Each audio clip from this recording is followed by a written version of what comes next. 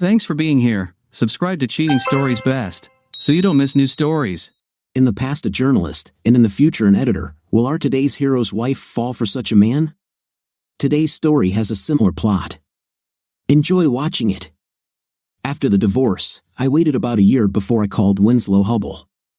Things had calmed down and the memories had faded, at least for him. For me, they were still fresh, still sensitive. They were still strong enough to push me forward as I planned and plotted the second half of my revenge. The first was the divorce itself.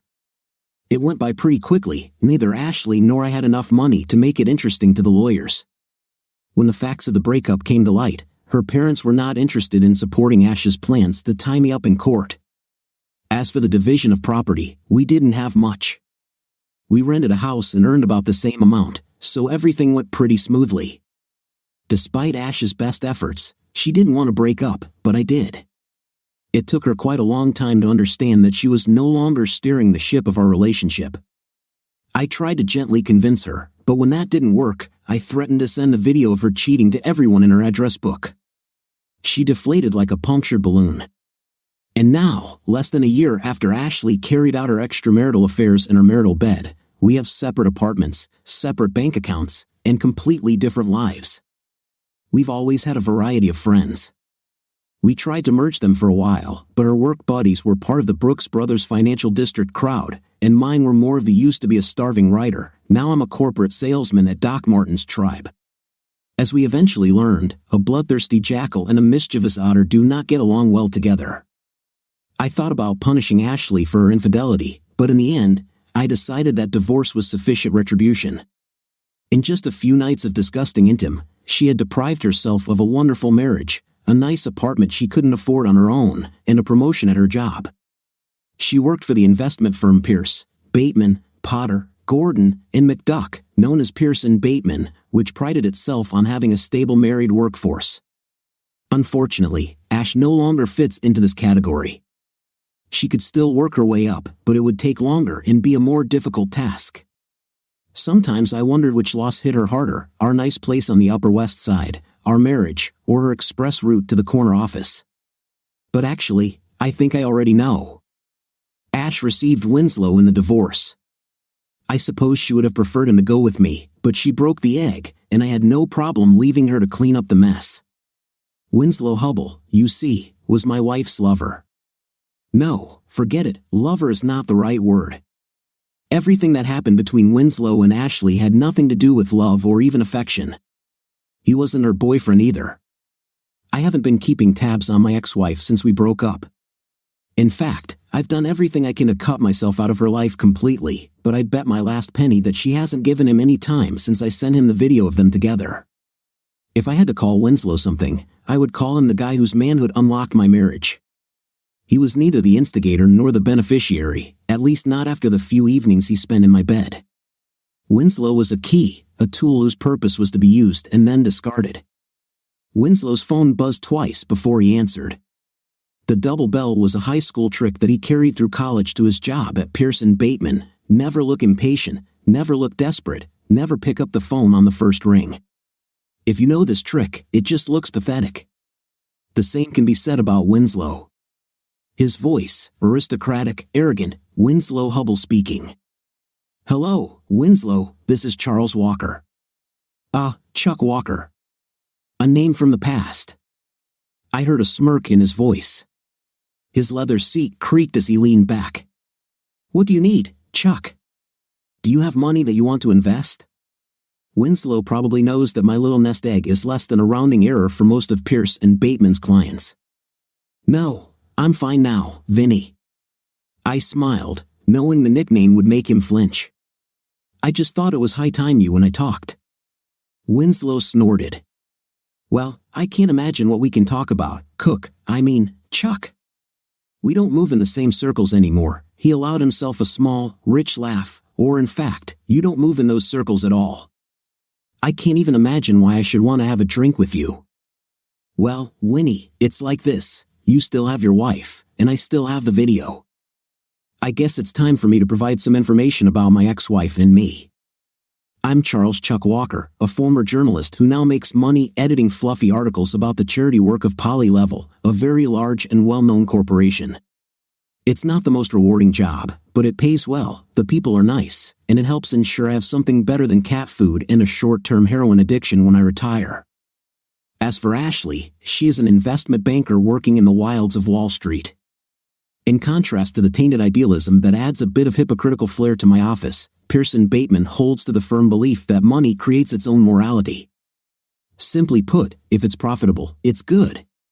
Despite our completely different professions, Ash and I were well suited to each other.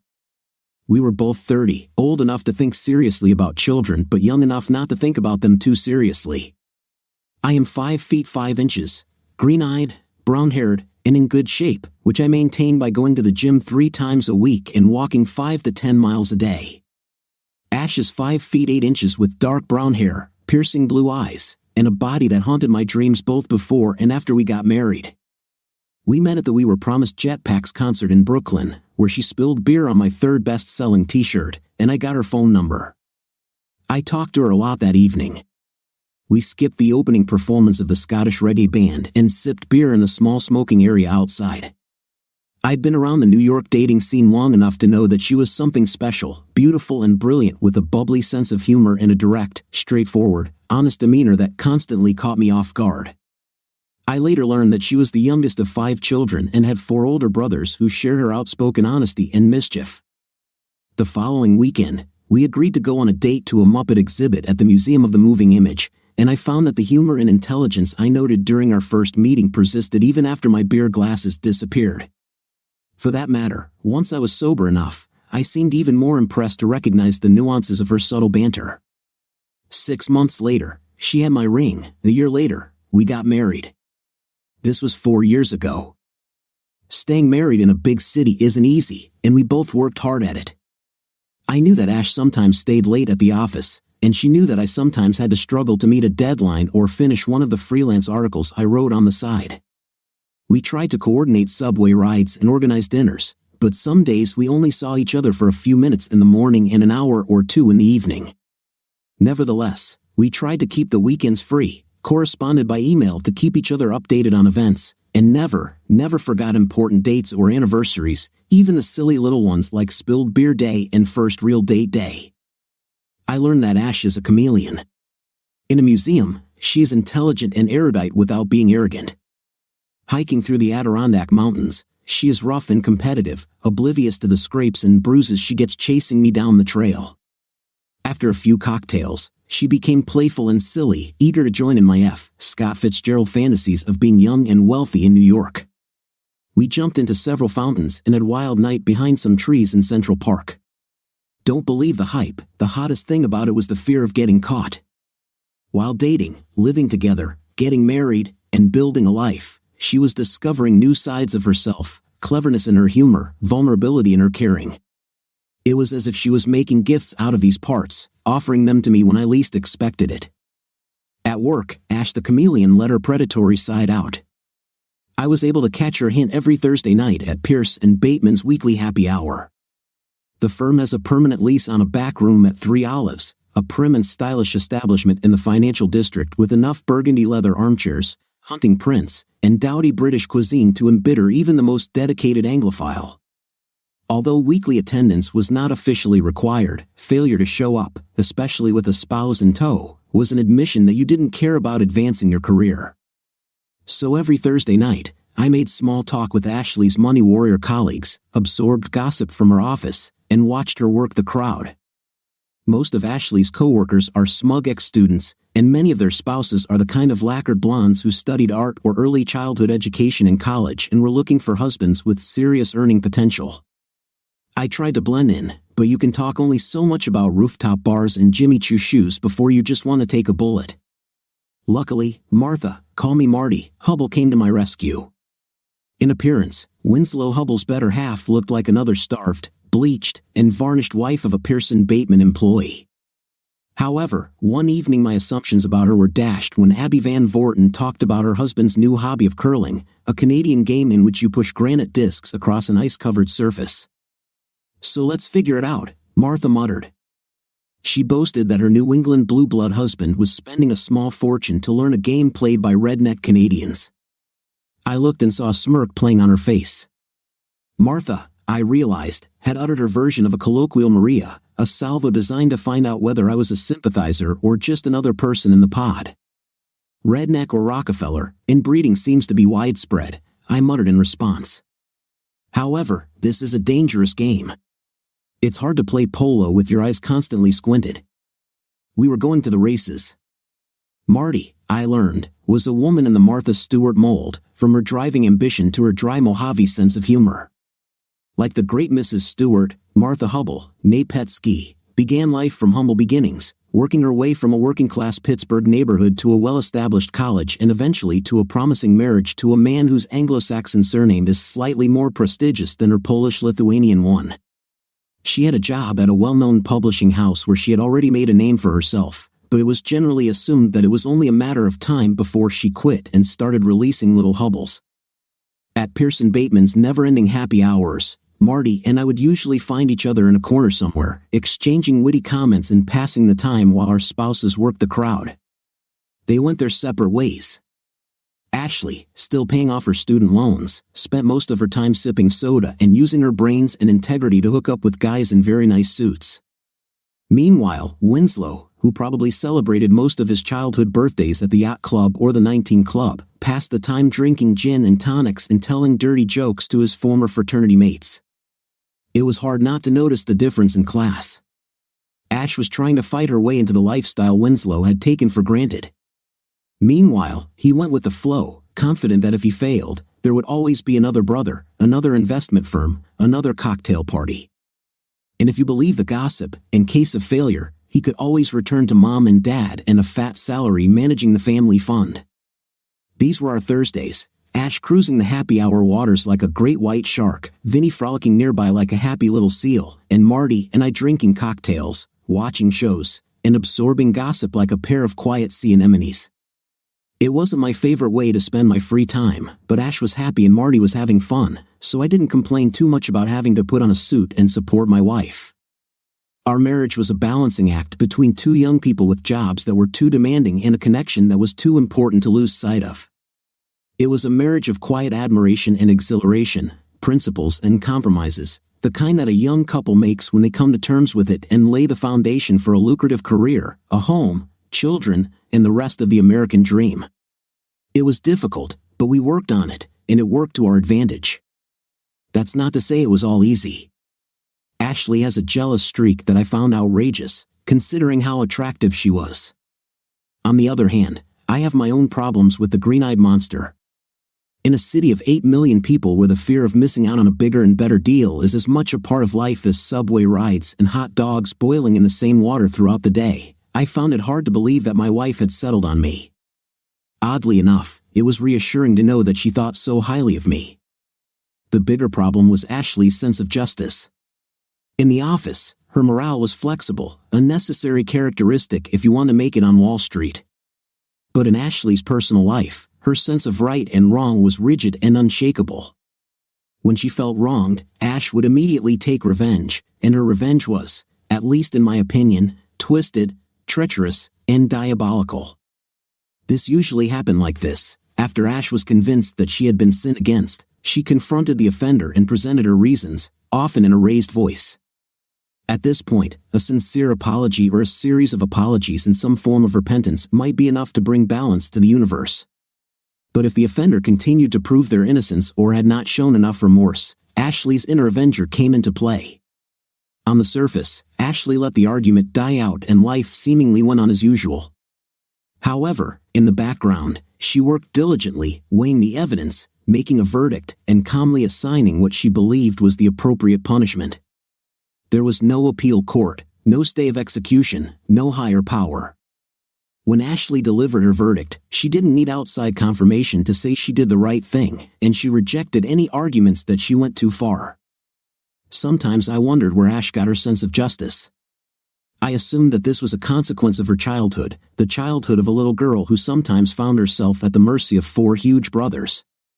Direct confrontation was futile, and if she did take her grievances to her parents, she would be labeled a sneak, a devastating insult in a house full of boys. I can easily imagine little Ashley coming up with worthy punishments for her brothers and then putting them into practice. And if there are 4 rowdy boys in the house, who will suspect the angelic little sister? Ashley's early years as a gorilla may also explain why her punishments often seemed excessive. According to my calculations, for a kilogram of crime, she usually gave 1.5 to 2 kilograms of punishment. Sometimes I wondered if she still saw herself as a powerless little sister fighting secret battles against her older brothers, or maybe that extra 50% was a trial fee that she accrued as payback for her time as judge, jury, and executioner. As an example, one Sunday a few months after our wedding, Ash and I were clearing out the mess in our apartment, sweeping out the junk that had accumulated in closets and corners, collecting clothes for Goodwill, and saying goodbye to the college textbooks that we had finally admitted we would never read again. By the time we finished, the living room was littered with bags and boxes, and I was hauling trash to the corner dumpster in bags to Goodwill down the block. All seemed well in Walkerland as we contemplated the new space in our closets and bookshelves. 40 minutes later, I was lying on the couch clutching a beer as Ashley loomed over me, almost vibrating with rage. It looks like the dry cleaning bag had somehow gone missing. After finding out that it wasn't in the bin and that Goodwill wasn't going to let us roam around the warehouse looking for it, my wife was left with a full-blown rage with no one to take it out on but me. Apparently, I didn't look through the bags carefully enough when I took them out of the apartment, and now Ash was missing 3 dresses. I apologized. What else could I do? But it was like trying to fight a forest fire with a handful of sand. After the 3rd apology, I drank the rest of my beer, told my wife I needed time alone, and went for a long walk. When I returned a few hours later, 3 new dresses were in the closet, and Ash was sleeping. The next morning, when I woke up, Ashley was gone. I did my morning chores and started getting dressed for work. The process stopped when I realized that I didn't have any pants, not in the closet, not in the laundry room, even the suit trousers were missing. I sent Ash a message, "Honey, have you seen my pants? I cannot find them." The answer came immediately, "Search Goodwill." Fighting a wave of rage, I finally found a pair of dark sweatpants in my gym bag. Not ideal, but I was running late, and they should have lasted until I ran to Uniqlo for lunch. When I got home that evening, I had 3 new pairs of pants. While I put them away in the closet, Ashley watched me with a strangely pleased look in her eyes. After that, I went for a walk again. To put it simply, I couldn't be in the apartment with her for another minute. The final tally, 3 dresses lost in an honest mix-up and 12 pants, including 2 irreplaceable pairs of suit pants, sacrificed at the stake of divine justice. I don't know exactly what scale Ashley used, but it seemed to me that the punishment far outweighed the crime. For the first time in our young marriage, I began to wonder if I had made a mistake. It took several days before we found mutual understanding again. Ashley never apologized, but my stony silence seemed to impress her. Over the next few nights, she brought home dinner, working her way through my favorite restaurants. On Wednesday, I found a J.Crew gift card on my dresser. That night, I had enough pants to last me a week, and when I went to a social gathering at Pearson Bateman on Thursday, she greeted me with a big hug and a kiss. It seemed like we were back to ourselves. Besides the fact that the pants episode taught me to be very careful about checking trash bags before throwing them in the trash, it taught me an important lesson about Ashley's revenge. Even though she seemed to derive a sense of satisfaction from being the instrument of divine retribution, her actions did not bring her joy. She approached revenge as a grim duty, not as a hobby, something to be endured if only as a means to fix the world. In the case of my 10 missing pairs of pants, that liability was worth about $500, not counting my now incomplete suits. We were not short of money, but changing clothes strained our finances for a month or 2. Still, she accepted our fate stoically, almost as if the cost of our new wardrobe were a tithe or a tax we needed to pay before moving on. Ashley's payback never again rose to the level of missing pants, but every now and then I would see a strange, pleased look flicker across her face, usually when I discovered something odd like salt in my porridge or the fact that a book I was reading somehow disappeared. In the end, I accepted it as part of our life together. I have my quirks, like my firm belief that peanut butter should be kept in the refrigerator, and Ashley has hers, like her psychotic need for violent revenge. But I reckon that when you love someone, you accept the whole person, both the hot, nicely kitten who loves to run through the trees in Central Park and the scary revenge monster who sometimes raids your closet. I learned to apologize when possible, but I also didn't want to live in fear of my wife's temper, so there were times when I dug in my heels, battened down the hatches, and waited for the hurricane of retribution to sweep through the apartment. We found a balance, and most of the time, it worked for us. That was until Caitlin showed up. Let me start by saying that I didn't hire Caitlin. That decision was made by people 3 or 4 steps up the food chain through a mysterious vetting process that I'm sure involves drawing a pentagram and slaughtering a goat. I participated in one selection series during which I pointed out that her journalistic experience and ability to produce first-class texts in a tight time frame put her ahead of the rest of the applicants. The HR bigwigs listened to my group's feedback, thanked me for my time, and moved on. Needless to say, I was surprised when they took our advice and hired her. Neither Caitlin's impressive resume nor my lack of involvement in her hiring impressed Ashley when they met at an employer-sponsored event over the weekend. The problem is that in addition to being a highly skilled writer and editor, Caitlin is also stunning, with a toned body, perky breasts, and a gorgeous face. While her standard work uniform of baggy sweaters and blue jeans hid her figure, the same could not be said about the spandex leggings and thin sweatshirt she was wearing when she met my wife. Ash and Caitlin were doing girly things, complimenting each other on their matching running suits and sneakers, and chatting about the weather. To an outsider, this might seem like a completely banal exchange between a wife and her husband's coworker, but I noticed Ashley's narrowed eyes, which did not bode well for my marital harmony. When we returned to the apartment after dinner, Ash was uncharacteristically silent. I knew what would happen next. She would silently marinate in her anger, letting it fester and ferment, ready to explode. Realizing that I needed to prevent this or risk losing my pants again, I had just restocked up to 7 and was hoping to keep them for a while. I spoke up. "I'm glad you finally met Caitlin. Looks like you and her got along well." "Yes, Charles." "She's wonderful," my wife muttered. "Where did you hide it, Charles?" "Not a very good sign." "Hide what, dear?" I smiled.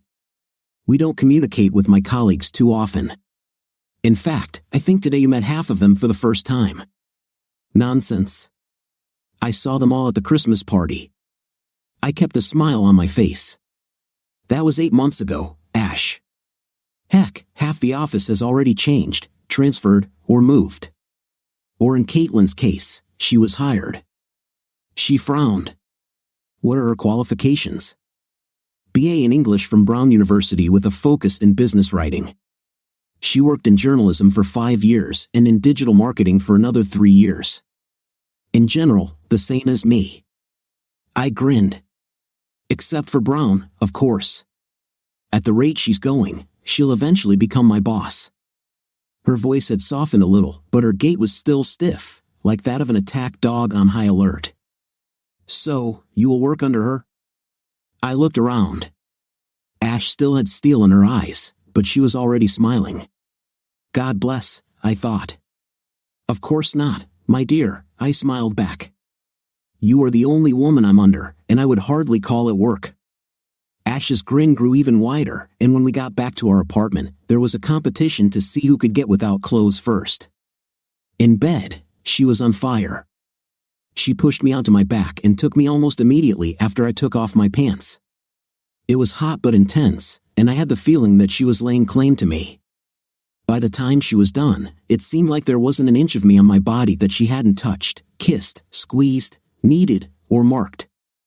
The next couple of weeks went fairly smoothly, although it took a long time and a lot of intimate before the tension went away. Meanwhile, Ashley covered my body with love marks to the point that several guys in the gym started asking strange, vague questions. I never found out whether they considered me a battered husband or if I simply had signs of acute anemia. Ash never brought up Caitlin, and I tried to do the same.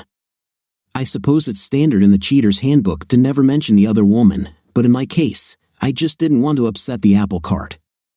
I thought it had worked and that I had somehow dodged the bullet. Meanwhile, work went on as usual, at least until the end of October.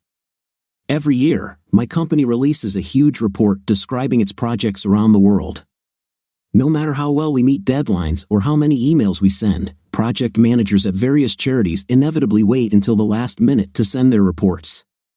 This means that my team and I have to work early mornings, late evenings, and canceled weekends for a week or two to get everything done.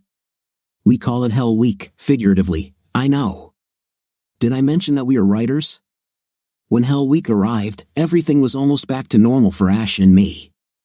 That Monday, my normal 8-hour day turned into a 12-hour editing marathon, and by the time I got home, I felt like I was being tied up with rubber bands and duct tape. All I could think about was a hot shower and a warm bed, and I certainly didn't have the energy to argue with Ashley. She attacked me before I even took off my coat. "Where have you been?" "What?" I paused, taking off one sleeve. "Didn't you receive my SMS?" "You mean that one text you sent 6 hours ago?" I wondered if it had really been 6 hours since I sent a message reminding Ashley that I was going to be at the office late. To be honest, I couldn't remember. Even in my daze, I realized I had two options: get into an argument with Ashley that would likely end with me sleeping on the couch, or try to defuse the situation by making my way to bed and falling asleep. "How long ago?" I asked vaguely, finishing taking off my coat and starting to rummage through the closet in search of a hanger. "Sorry, I lost track of time." She tapped her foot. This was not good. "Still would," I sighed. "Remember when I told you this was Hell Week, Ash? That my team would spend the entire day, plus a few more, trying to put together the annual report?" "Yes, damn it." "I'm sorry, Ash. It was crazy, and I couldn't check my cell phone all the time. It will be like this all week." She was there, the whole team was there all day, including Caitlin. I looked Ashley straight in the eyes with as much sincerity as I could muster, considering that my eyelids seemed to weigh about 20 kilograms each. "Ash, I'm really sorry I didn't check my phone. I've spent the last 12 hours putting out fires, and frankly, it will be like this until we meet the deadline next Thursday. It's 8 days, Ash. Remember last year when I had to work all weekend? I'll have to do it again this year." I let my shoulders drop. "I need to go to bed, Ash. I'm really sorry, but this is part of my job. This was part of my job long before Caitlin was hired and will be part of my job after she leaves." The tapping stopped. I chuckled dryly. In the end, you know how it is. Team members are constantly moved and mixed. The only reason I haven't been transferred is because there's no one who can edit articles and run the website at the same time. Ashley's brow furrowed again. "But for now, will you still be working with her?" "Yes, my love. I'm still working with Caitlin, and with Aaron, and with Kim, and with Jake, and with Brandon, and with the rest of the team. And that's all I do." We came to a compromise. Ashley allowed herself to be reassured, and I agreed to respond to her text messages with due readiness. She wanted immediate answers, but I persuaded her to give me 10 minutes of freedom. It was a classic compromise, but neither of us was particularly happy with it. I would have to be on an electronic leash during the most difficult time of the year, and she would have to deal with her jealousy. When we went to bed, there was still something akin to a hard look in her eyes, but she quickly snuggled up to me and pulled my hand to her chest. It was still there when I woke up the next morning. A fragile peace reigned in our apartment. At work, I felt like I was constantly caught between Ashley's insecurities and the editing pile that grew no matter how quickly we worked as a team. I knew from the previous year that we would eventually reach a tipping point, and the tide would begin to subside, but that was almost a week away. Meanwhile, Ashley was pushing her text messages to the limit. At least 10 times a day, a text message would appear, and I would have to stop what I was doing to respond. Usually, I'd just have to pause editing for a minute, but a couple of times she'd text in the middle of a meeting, and I'd have to write a quick reply under the table, hoping no one would figure out what I was doing. Her messages were always harmless little notes like "How are you?" or "I hope everything is fine," but the meaning was clear: I was being watched. Timing was also a challenge. Sometimes Ashley would start texting a few minutes after I arrived at the office, but other times she would wait an hour or so. Sometimes they followed each other in a row, and sometimes hours passed between them. I felt like she was playing Battleship with me, hoping to catch an unprotected moment when Caitlin and I were having a quickie in a closet somewhere. This could have continued until the end of Hell Week, but I made a mistake. My phone charger at home was on its last legs and only worked if I tucked the cord under the phone and pulled it tight. It was an easy fix, all I needed was to buy a new cord, but it all happened during Hell Week, and between Ashley and the annual report, I didn't have enough working brain to deal with another problem. As a result, when I came to the office on Friday morning, my phone was at 7%. I usually put it on charge as soon as I got to my desk, but I'd barely had time to take off my coat when Jake came running in with the latest trouble, and I immediately got to work. By the time I went out to get some fresh air, it was already about noon, and my phone was dead. In retrospect, the horror I felt when I realized I'd been without contact for hours should have been a wake-up call, but after living with Ashley for 4 years, the frog was well on its way to being boiled. My pounding heart and growing sense of panic when I connected the phone didn't even seem strange to me. Damn. My phone's battery was dead, and it took almost a minute to get enough charge to turn on. The pulse was pounding in my ears. Damn. The phone vibrated quickly, starting the download procedure, and then vibrated several more times, signaling the receipt of a bunch of SMS. Damn. SMS messages quickly turned from harmless "Hi baby, how are you?" to angry ones, "Where the hell are you, Charles? And you have 5 minutes to answer your call or you'll be sorry." Considering that the last message had arrived half an hour ago, it was clear that I was way overdue. Crap. I quickly pressed the speed dial option but got 2 rings and then her answering machine. She screened my calls. I tried again and got the same result. The third time, I left a message explaining what happened, then sent an SMS with the same, albeit abbreviated, explanation. No answer. Another shorter SMS. No answer. At this point, I was torn between running to her office and arguing that I was right, or going back to work. One option would preserve my marital harmony, the other would preserve my job, which is key because I will definitely need a salary to pay rent after she kicks me out. In any case, I had to wait about half an hour until my phone was sufficiently charged. After the last batch of messages, there was no way I was leaving the table without my electronic umbilical cord. While I waited, I tried to get back to editing, but my brain was melting, and my heart was still beating out of my chest. I thought that no matter what I did, I couldn't guarantee that Ashley would back down. Something is wrong with this, I understood. Despite my determination not to become hostage to my wife's hot temper and perverted sense of justice, this is exactly what happened. Here I am, stuck in the middle of the hardest week of my entire work year, and I can't concentrate because I missed a couple of texts, and I'm afraid my wife might explode. Something is wrong with this picture. I was thinking about how to express this to Ash.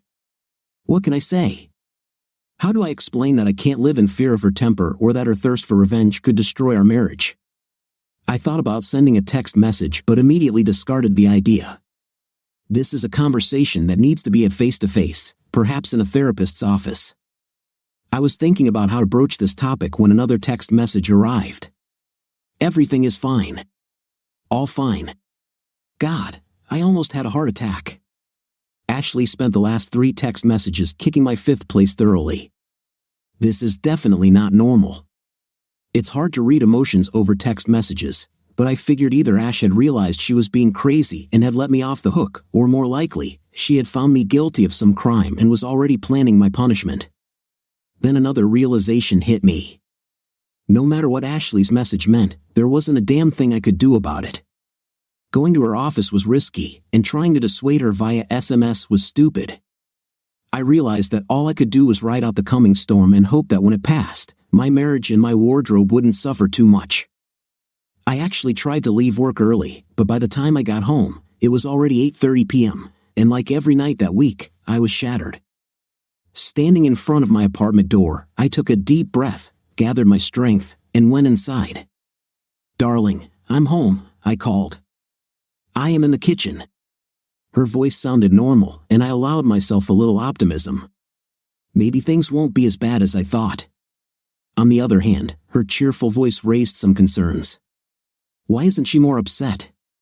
Has her revenge already begun? Will my dinner be full of laxatives, vomit root, nails? Hanging up my coat and taking off my boots, I prepared for the attack.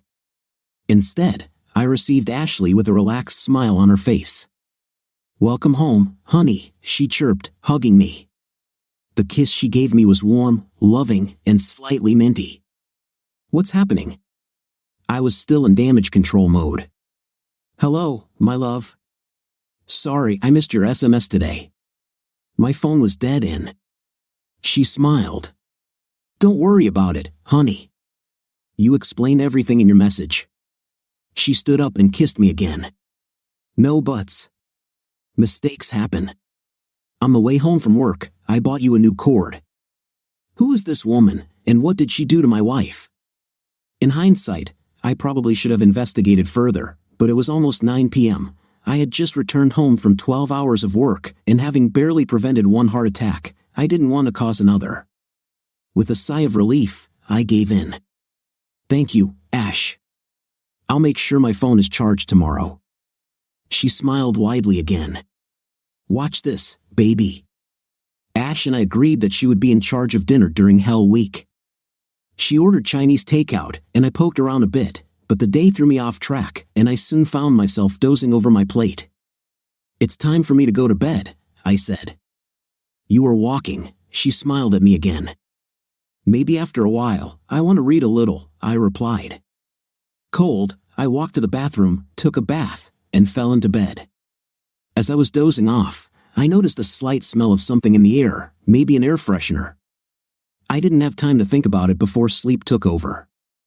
The next day was Saturday, but I still needed to go to the office.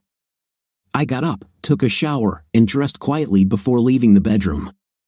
I looked at Ashley on the bed, curled up in the fetal position and wrapped in soft yellow sheets. She looked so peaceful. This is another chameleon face of hers, a soft, vulnerable woman that I want to protect, nothing like the tough financial analyst in the dark pantsuit or the confident wife I saw the night before with a satisfied look. Stop, I felt my good mood deflate.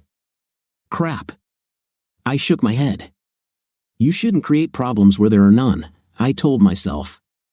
The trousers were not missing, the clothes were intact, and there was no reason to take on tomorrow's worries when I already had a difficult day ahead of me. However, my thoughts kept returning to that look in her eyes.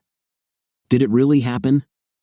Ash only texted me 4 times that day, and I tried to respond quickly. They were all fun and lighthearted, no yelling or swearing, and she seemed pleased with my answers. When I returned home that evening, everything seemed normal. Mostly normal.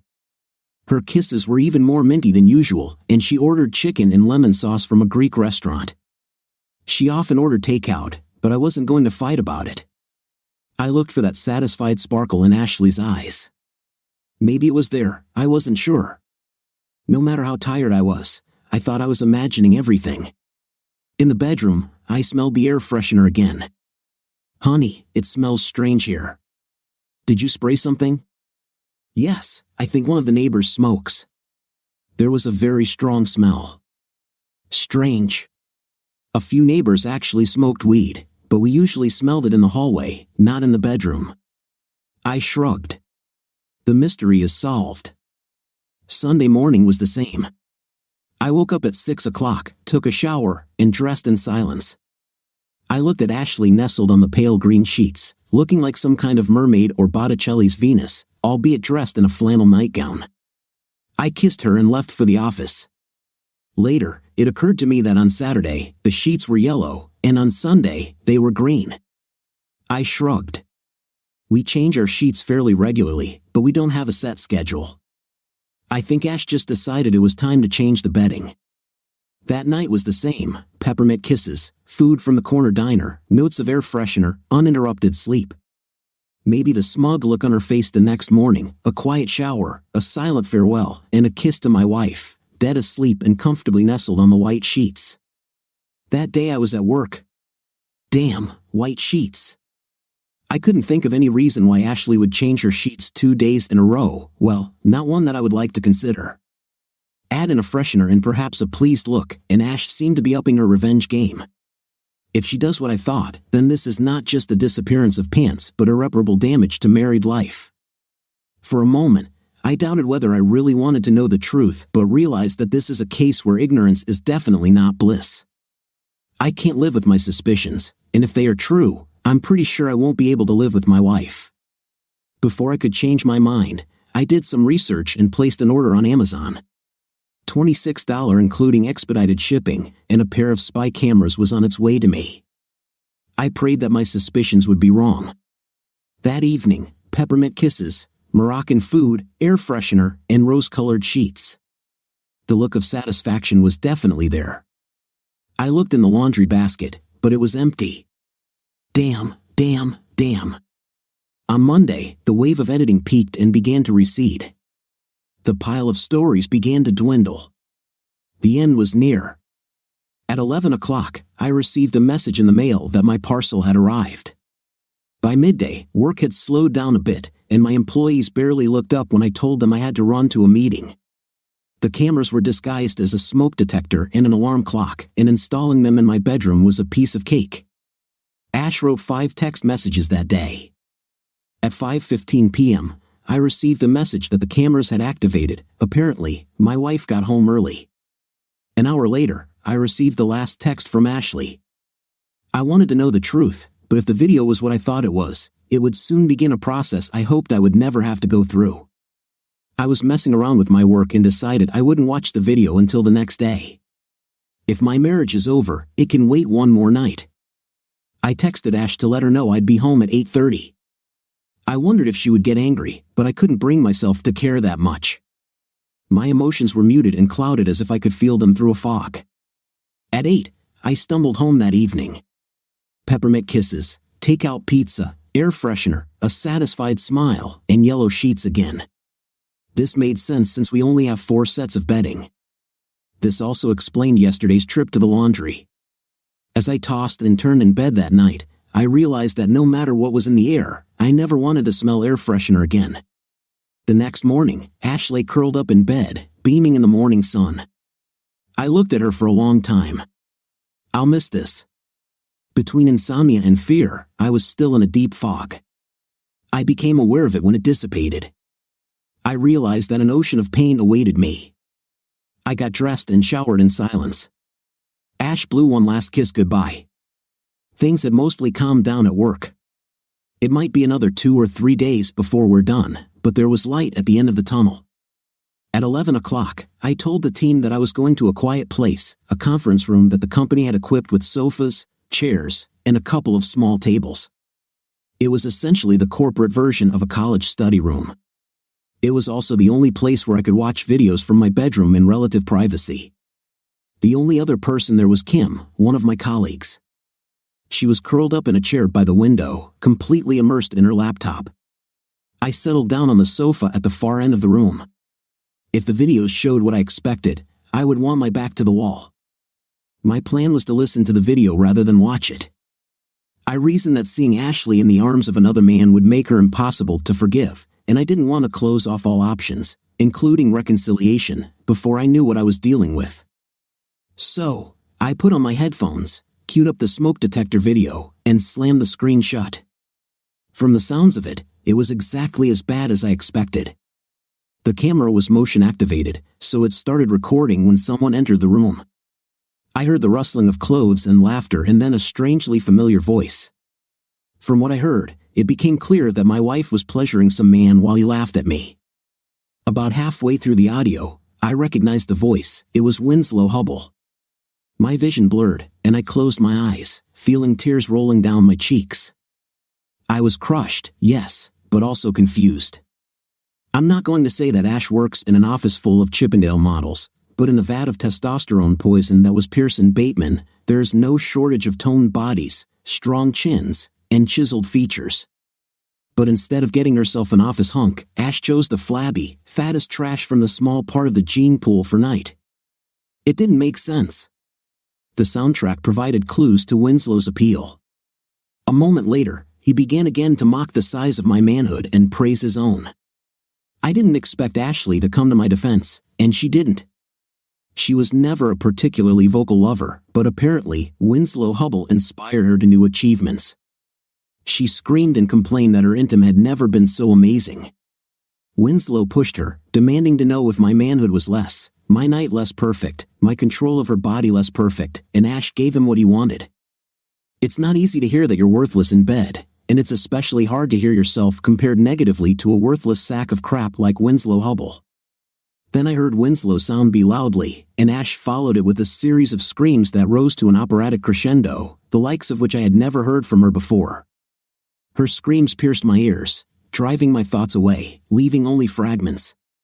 Better than me? Crap. I felt frozen, devastated. I could hear their heavy breathing in my headphones, in my ears, panting. I looked up at the clock on the wall. I stared blankly at the numbers, at the second hand running across the dial. It's only been 20 minutes since I started the video. My brain was stuck on a number repeating, 20 minutes, 20 minutes, 20 minutes. 20 minutes to end my marriage. 20 minutes.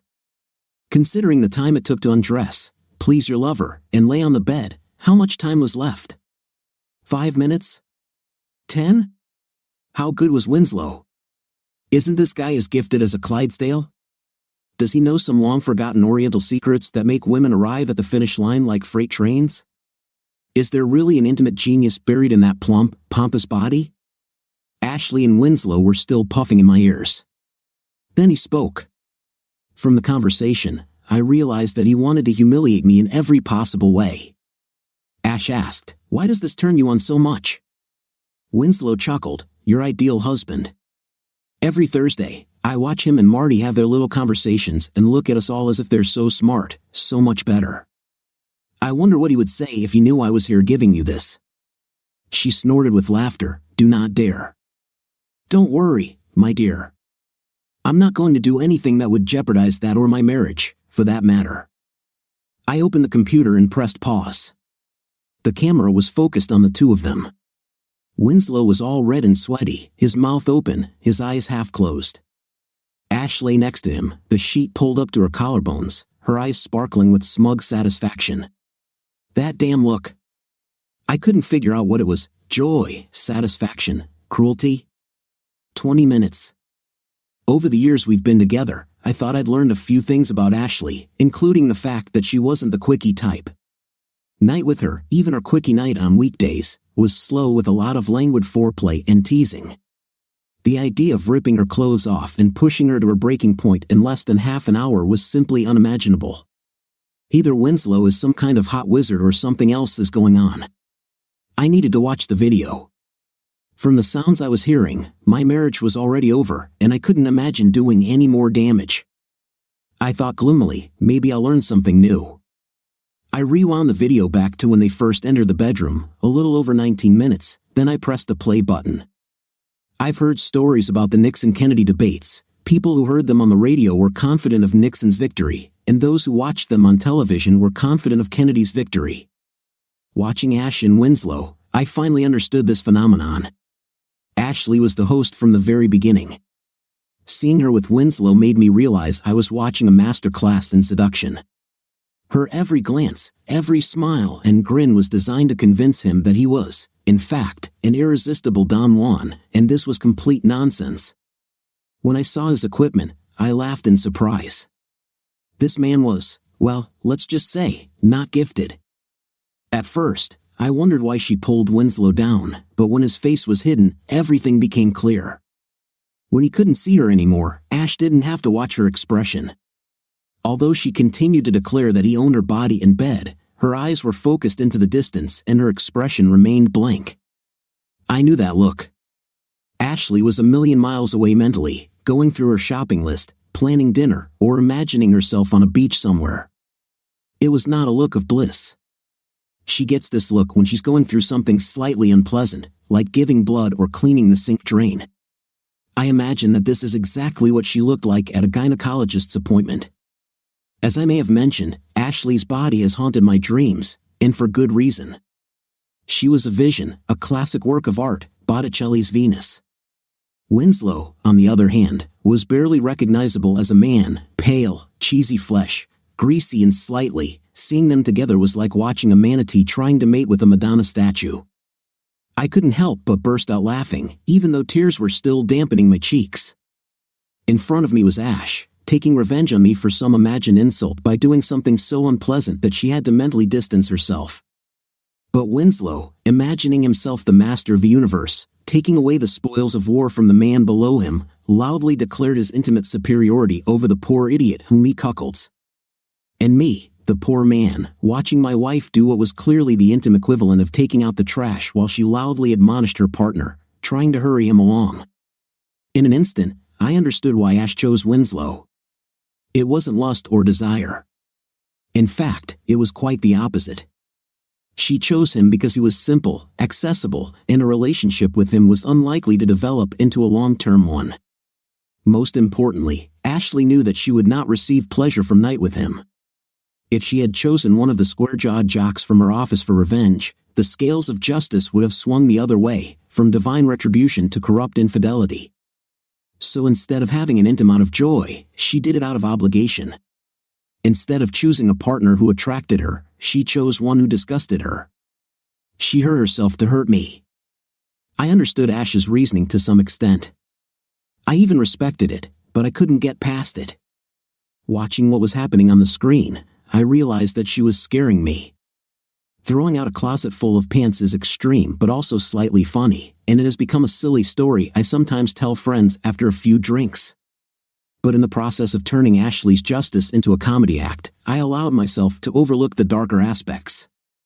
The fact is that my wife did a very destructive thing, knowing full well that it would put a strain on our marriage and on our finances. It would make me, the man she claimed to love, feel unsafe in my home. Now, she inflicted another severe punishment, many times worse than her raid on my wardrobe. Everything else, the fact that I didn't deserve to be a cuckold, the fact that I might never find out about it, didn't matter. All that mattered was that she did it, and that, judging by that damn look of satisfaction, she didn't doubt her decision for a second. What other punishments might she consider justified? Seriously, what's the next step after cheating? Crippling me, cooking me like a rabbit? What if we had children? Can I risk that one day they will become part of one of her plans for revenge, pawns in her quest to bring balance to the universe? Or worse, what if they too become victims of her justice? Watching Ashley's expression as she lay next to Winslow, I realized that I no longer felt safe with her, not in my wardrobe, not in my relationship, not in the bed she had desecrated. While I appreciated that she changed the sheets, it doesn't make up for the fact that she allowed this pig, this sleazy pile of pus and privilege, to enter our home and have her in our bed. If she did it on Friday as I suspected, then she had screwed him in our bed 5 times already. She's going to do it again today. I realized that I could not return home that evening or any other in the near future. Given what I've seen, I must confront her, and given her belief in my alleged infidelity and her desperate need for justice, there's no telling what her reaction will be. How can you properly take revenge for a divorce, and what would it look like with another 50% added? The only question is, when should I warn her? The angel on one shoulder voted to send her a message immediately. He proclaimed that the quality of mercy was not unnatural, that forgiveness was divine, and that I should let her know before she screwed Winslow again. The devil on the other shoulder whispered that even if I didn't want to punish her, that didn't mean I shouldn't allow her to punish myself. At 5:20, my phone vibrated. At 6:30, I sent her a text message with video clips, telling her I was staying with Aeon, one of my colleagues. 2 days later, I began divorce proceedings. Like I said, it didn't take me long to forgive Ashley. After watching the dear 5 minutes of penetration on 6, it was hard for me to imagine a more brutal punishment than intimate with Winslow Hubble. Additionally, her obsession led to the end of our friendship and the destruction of our marriage. And although I joked at the beginning of this story that she missed our apartment and the inside promotional track at Pearson Batman, I knew she desperately missed the loss of our relationship. I think we both know that we were something bigger and better. But if I felt compassion for Ash, then for Winslow Hubble, I have nothing but contempt. Between my conversations with Marty and the gossip I collected during happy hour, I gained insight into how for years he was protected by his wealth and privilege. Simply put, every time Winnie got into trouble, it was his prep school friends, his fraternity brothers, and his dad's checkbook that solved the problem. I thought through all the usual revenge scenarios and realized that none of them would work. If I openly attack him, his parents will ensure that the consequences destroy me and possibly Ash. As for Winslow, he'll likely continue to be a happy seal frolicking around, oblivious to the damage he leaves in his wake. I was tormented by the problem: how to punish someone who has everything.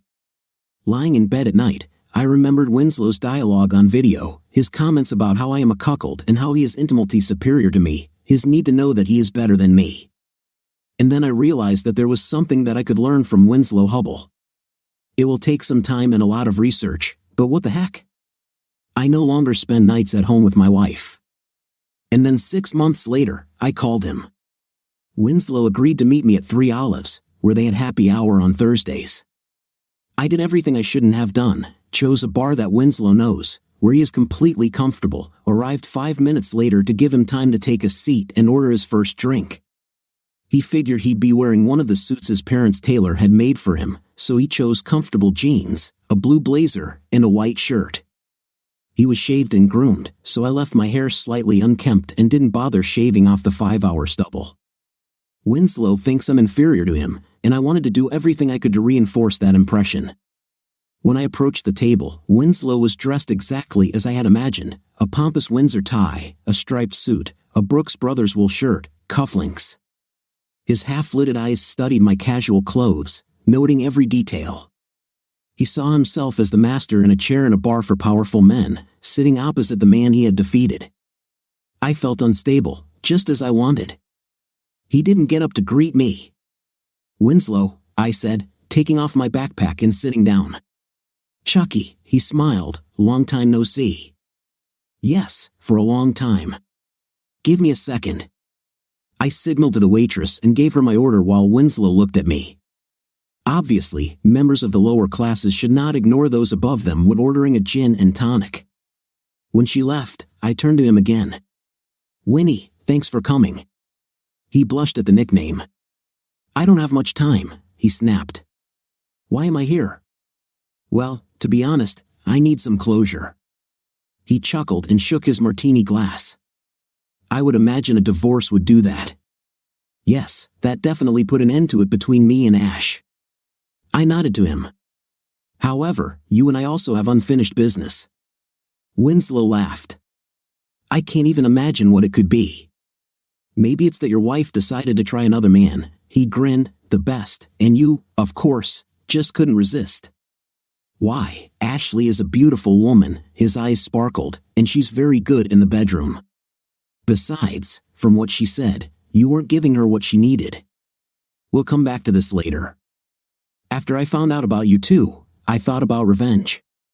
In Ashley's case, everything is simple. We got divorced, and I haven't seen her since. We had a great marriage, and she ruined it.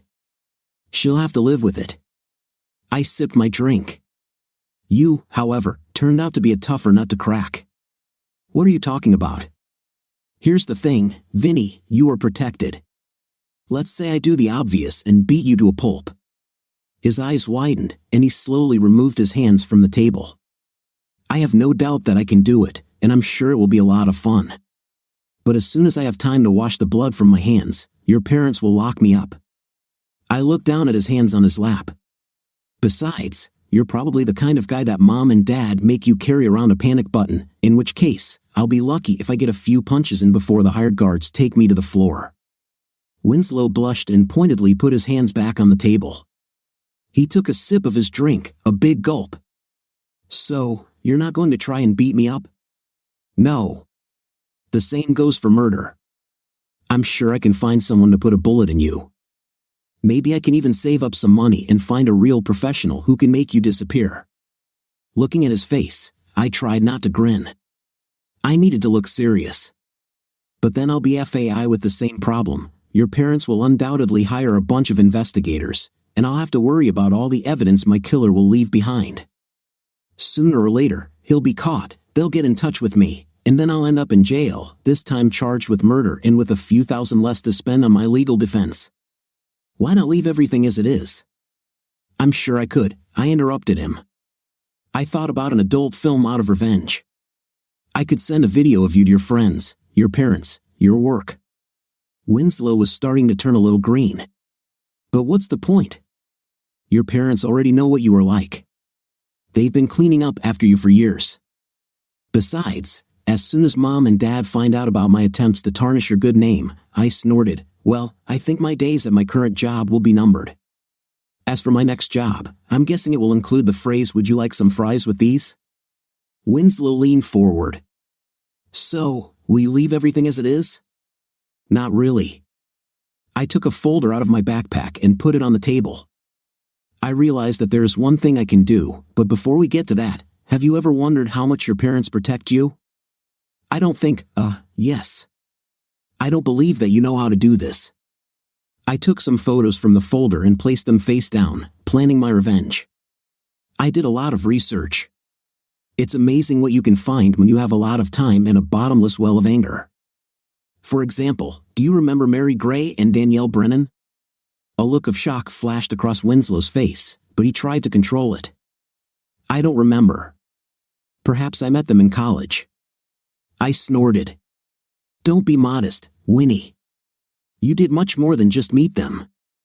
In fact, because of you, they both dropped out of school and returned home. I turned the first photo over. It showed a pale, black-haired woman holding a small child in her arms. This might jog your memory. About 6 months after leaving school, Mary gave birth to a child. He looks a lot like you, or at least he did before he lost the baby fat. You'll be glad to know that she graduated from a local college.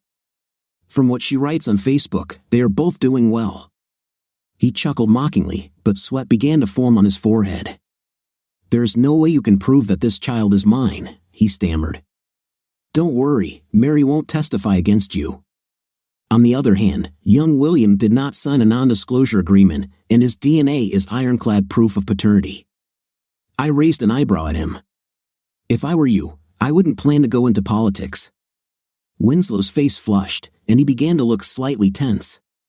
So, this is your revenge, he chuckled, speculations and insinuations. Calm down, Vinny, we're just getting started. I turned over another photo. This one wasn't as cheerful. The woman in it had blonde hair, sunken cheeks, haunted eyes. It was more difficult with Danielle. In fact, I was only able to talk to her parents. She seems to have become depressed after graduating from college. She tried to commit suicide several times. He turned pale. You can't hold me responsible for this. Well, you and a few of your fraternity brothers. Of course, there's no proof. The blood tests and rape kit they did at the hospital somehow disappeared, and she appears to have signed a non-disclosure agreement. But we both know what you did to her. He pushed away from the table as if he was afraid to touch the photographs for fear that they would burn him. You can't prove anything. Not in court. I looked at him until he looked away. But we both know what you did, Winnie. You know she hasn't dated anyone since you. She is afraid to go out anywhere. As her mother says, she says that she still wakes up screaming. Winslow jumped to his feet. Who would have thought that he could move so fast? I don't have to listen to this, he hissed. I'm leaving. Not so fast, I said. I pulled one of the flash drives out of my pocket and tapped it on the table. Sit down, Winnie, I barked. Finish your drink. Order more. We have more to talk about, and you still have something to lose. Go ahead, tell that to my boss, he laughed, his voice high and hollow. Hell, you can give this to Marty. She won't leave me. Maybe yes, maybe not. Maybe she'll want to talk to Danielle. Of course, she no longer bears that name. I stared at him hard. Your parents really put the fear of God into her. Winnie sank into a chair. You have 10 minutes, he muttered. He loosened his tie and undid the top button, his collar was wet. Stop talking nonsense, Winnie. I have as much time as I want because you have something to lose, just like me. I caught his eye, and he looked away again, faster this time. Don't shut me up, buddy. We've only just begun. Watching him breathe, almost crying, I thought about Ash for a second and wondered if she felt the same way when she began one of her revenges. I understand how you can become addicted to this.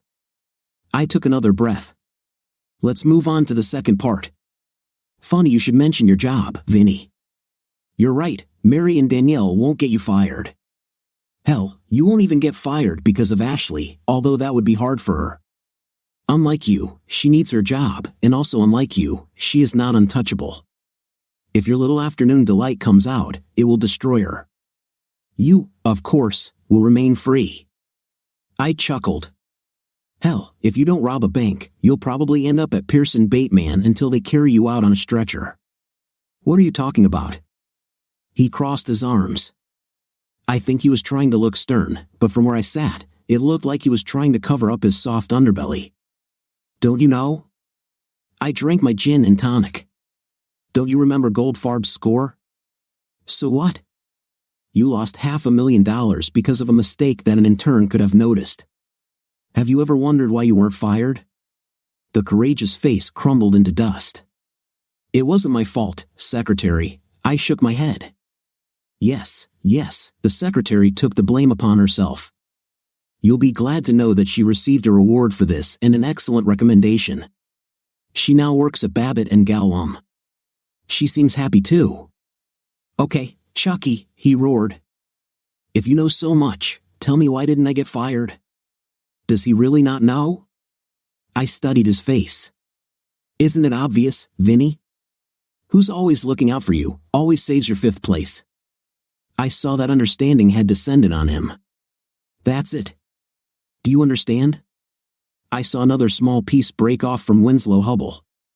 No, they don't. Would it surprise you to learn that a week after the gold mess, your parents transferred $30 million into their account at Pearson Bateman? He looked at me with dawning horror. And that's in addition to the $150 million they already have there, I said, stuttering. No, they never. They are the ones who pay your salary, Vinny. Between brokerage and transaction fees, commissions, profit sharing, and a bunch of other odds and ends, I bet your parents are actually paying Pearson Bateman a little more just to keep you around. I work with some of the firm's largest clients. I laughed. He really doesn't know, Winnie. Come on, you're shuffling paperwork around the firm's biggest accounts, and I'm willing to bet they have someone keeping an eye on you to make sure you don't screw up too badly. In fact, you're Pearson Bateman's highest paid intern. Hell, most of the secretaries there do riskier jobs than you. I'm the vice president, he said, his voice racing. Your wife obeys me, I spoke quietly, as if to a child or a wounded animal.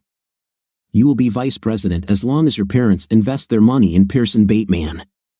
Hell, if they invest enough, you could even work your way up to SVP or COO, but you'll never be more than a glorified paper deliverer. I took a sip of my drink. As for Ash, I'm willing to bet that her submission to you mostly involves sending a few of her emails from you to someone who has some real power. He gave me an uncertain grin. I had enough power to seduce your wife, Kay. That's it. This is the arrogance I've been waiting for, I beamed, looking at him.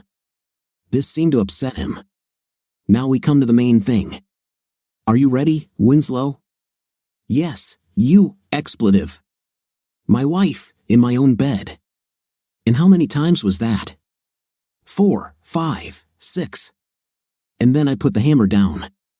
How many times has this happened since then? Winslow's face fell as I continued. It's been 1.5 years, Winnie. How many times did my ex, who was so fascinated by you, take you to her bed again? I'll simplify it. How many times did she kiss you, dance with you, send you an SMS full of sweet words? It was after the divorce. She said that she didn't want to do anything to muddy the waters. You can't be that stupid, Winnie. We've been divorced for 1 year and in separation 1.5. I laughed at him. Besides, everything is crystal clear. Once I moved out, you could have a night with her every night and twice on Saturdays. The only reason you're not together right now is because she doesn't really want your fat flesh touching her, you cuckold. He shouted. She liked what I did to her. I was a hell of a lot better than you. I leaned back in my chair. You know, when I was watching you, I noticed something funny, Winnie. You seem to talk a lot about me, he blinked. What? Watch the video. It's amazing how much of your conversations concern me, the size of my man's tool, how much more yours is than mine, how much better are you at night compared to me, what are you? He was breathing heavily. Better than her, little cuckold boy, he tried to give me a triumphant smile. He failed. I laughed. Here it is, cucked boy. You often said this in the video too. See, here's the thing. When most men find themselves with a beautiful woman, They can't stop talking about her, about how beautiful her breasts are, what a gorgeous face she has. Well, you understand. But as soon as you're in the room with Ashley, you start talking about me, what I am, a winner. I shook my head. God, no wonder you were forced to work as an intern. Let me explain everything to you briefly. Ashley is a beautiful woman. That's it. What you can speak about me, tool. No, stop it. I don't, what? Me? Long, so thick, stop it. His face was burning. How, I touch her? How do you have an intim compared to me? How do you, now, take what once was mine? Shut up, stop it. Stop immediately, he shouted. Don't you think it's strange, Winnie? That's exactly what I think. He covered his ears with his hands. Stop calling me Winnie, you worthless cuck. He looked like he had run a marathon. He was choking, and there was a wheezing sound in his breathing, as if he was on the verge of tears. He lay curled up in a ball, eyes closed, hands still covering his ears. I glanced at the waitress. She was talking to a man in a suit, I think with the manager. I motioned for the bill. I don't, he make a sound. I'm silent, Vinny. I'm just telling you what I saw, what you will see when you watch this video. I looked at him, he was broken. Nothing special, Winnie. It's like loving blondes or big women. Accept it and move on. I'm not like that, he wailed. I don't judge. Winnie, at least not for this. I finished my drink and put the glass down. And as for the rest, a child without a father, ruined lives, broken marriages, an imaginary toy job financed by mom and dad, yes, I really blame you for that. His face seemed swollen, red, and sweaty, his tie was a mess, the eyes were pleading.